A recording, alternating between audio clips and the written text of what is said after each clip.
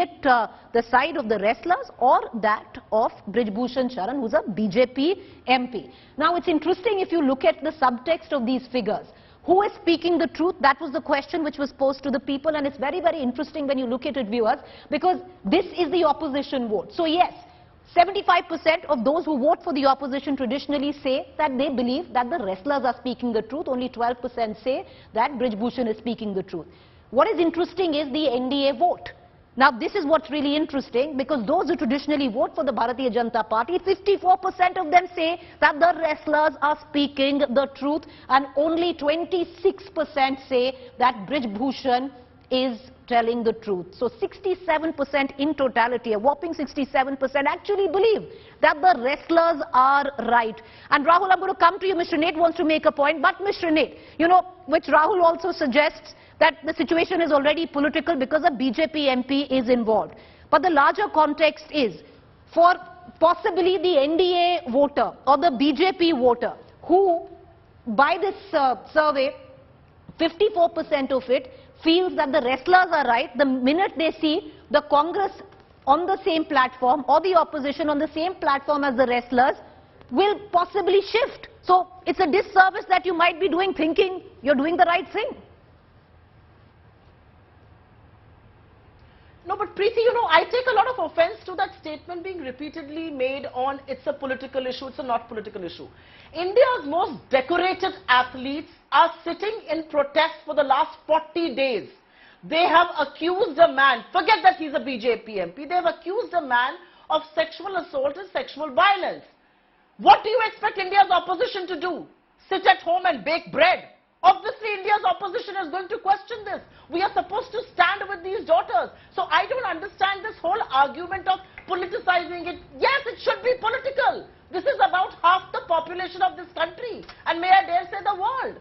So obviously this is a political issue, an issue that we should be very, very angry about. I want to say two things here.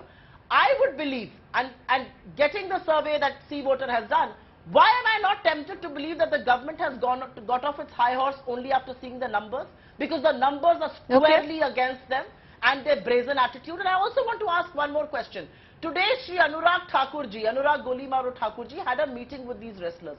How did he not once say that the way they were dragged, the way they were hurled abuses at, the way Delhi police assaulted them when the new parliament was inaugurated was wrong? Why did he not make one appeal? Do not put your medals in the river. Not one appeal came from the Prime Minister. Why?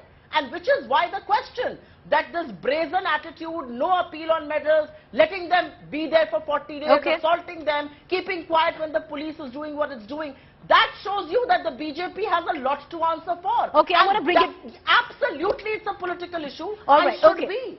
All right, I want to bring in Rahul Srivastava into this conversation. Rahul Srivastava, is it the fine print in numbers such as this, or at least the kind of empathy, sympathy, whatever one might call it, that is emanating for our wrestlers?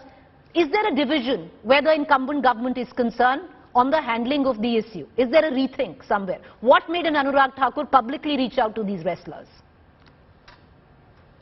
Preeti, I think if you look at all the events that have happened individually, it may seem to be a difference. If you put them all together, it seems to be a pattern. And I believe that the pattern is eventually first don't listen to them, a minor crackdown, series of meetings. This is exactly what happened in the farm laws element also, and this is also in the same case. The BJP gauges what the public perception is. Initially, it was indifferent to the protest. Right. Then came, if you saw the crackdown, then the first hush-hush meeting, now this open meeting, this posturing that it is now sympathetic, it is not as arrogant, the bluster is gone, is because there is a certain amount of public pressure. And Supriya is right that there needs to be pressure. That pressure needs to be there, because how can an issue like this be ignored? There are not only medalists, but there are women. I think that's the very critical point. But when they come to the survey, I have my doubts. And I think it's not a question to the politicians, but to the public perhaps. I believe that issues eventually, when it comes to the hustings and the elections, people vote on caste lines and they don't vote on issues.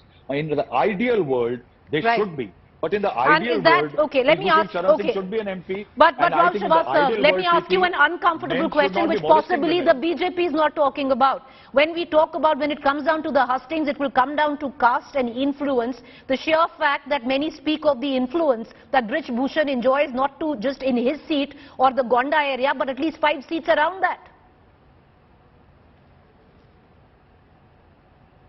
Is that for me? Yes, Mr. Srivastava, that is for Yes. you.